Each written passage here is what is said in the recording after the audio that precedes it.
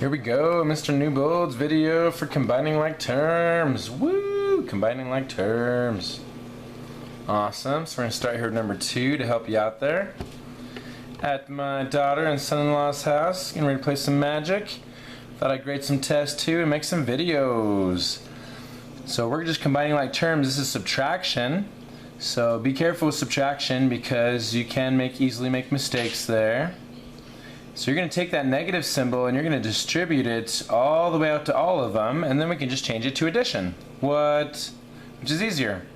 So that's going to be a negative x to the 4th power, a positive 4x, because negative times a negative is a positive.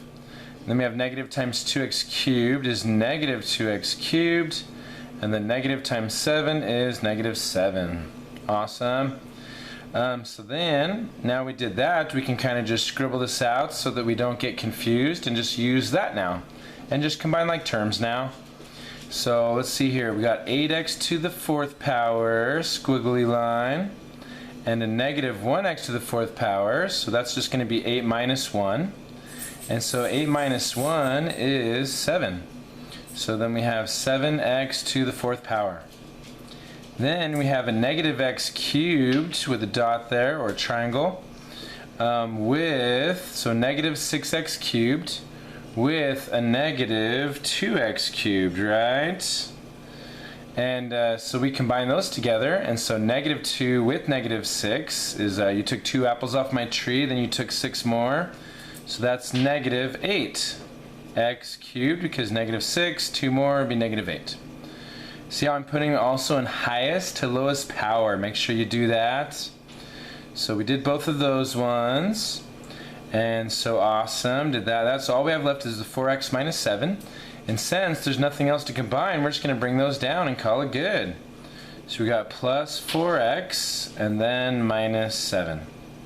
So there is our answer to number 2. We got 7x to the 4th minus 8x cubed plus 4x minus 7.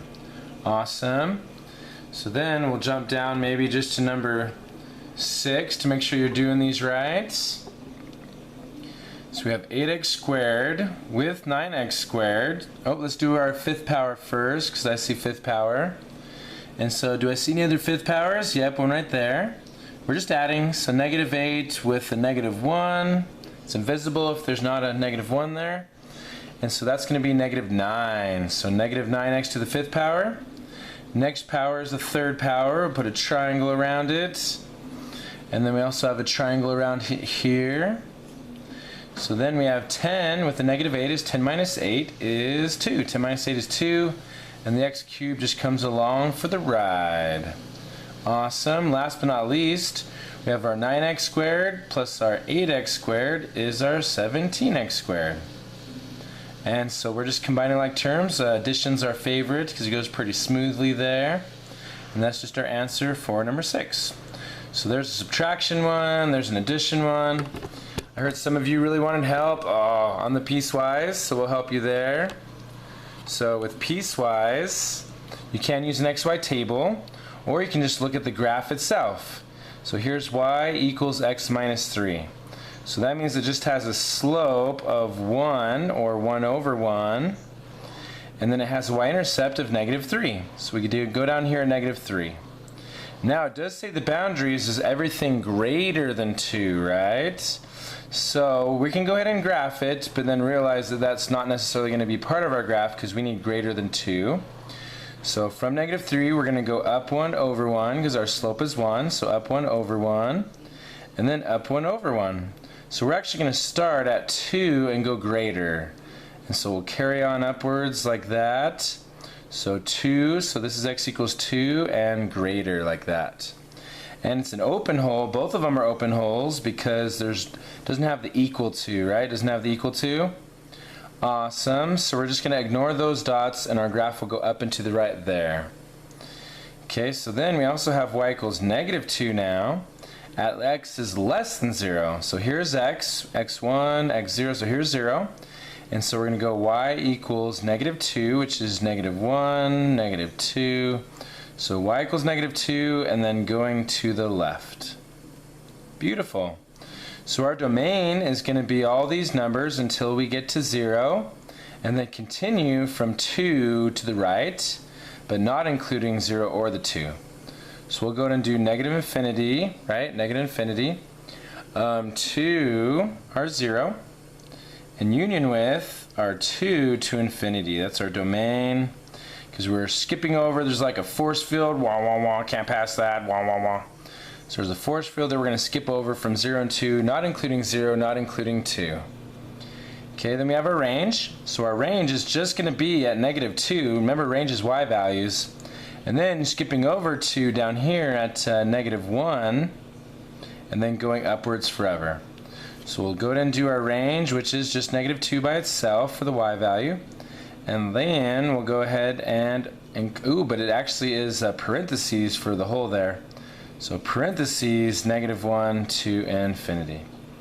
Beautiful. So there's our domain and range, and doing piecewise, just kind of walking through it with the slope and y-intercept and graphing the line.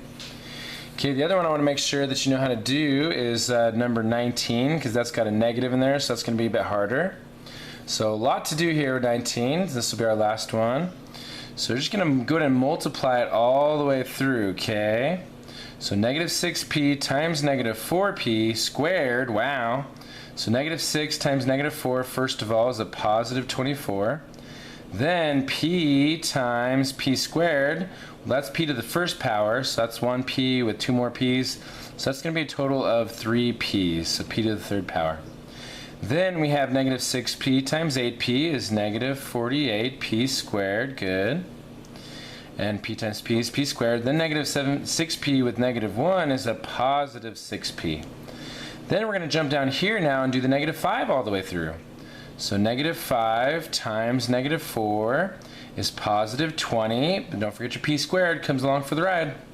So positive 20 p squared. I'm going to see how I'm putting it just below the 48 because we want to make sure that we line those up. Then we have negative 5 with 8, and negative 5 with 8p is a negative, is that negative 40p? 8 times 5 is 40. So negative 40p, and then negative 5 times negative 1 is a positive 5. Then we'll just go ahead and add these vertically, and to get our final answer, bring down the 24p to the third power. Negative 48 with positive 20 is a negative 28p squared. And then 6 with a negative 40, that's going to knock it down to negative 34, because 40 minus 6, but it's got to be negative, is 34p, and then plus 5. There we go, beautiful, awesome.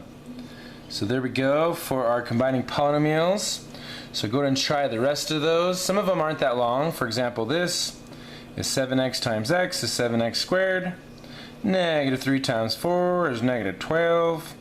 Negative 3 times x, don't forget your middle terms, so negative 3x. And then 7x times 4 is positive 28x.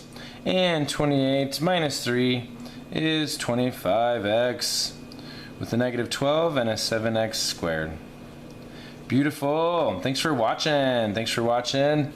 Peace out. Thanks for watching. Ooh, show you my... yeah, daughter's house. Whoa. That's kind of cool. Now you've seen, oh, that's their dog. You want to see their dog? Awesome. Let me zoom out. Here's my daughter's house. Hope she doesn't mind me showing you. It's really nice. I really like the decor and stuff like that. Where's Rory?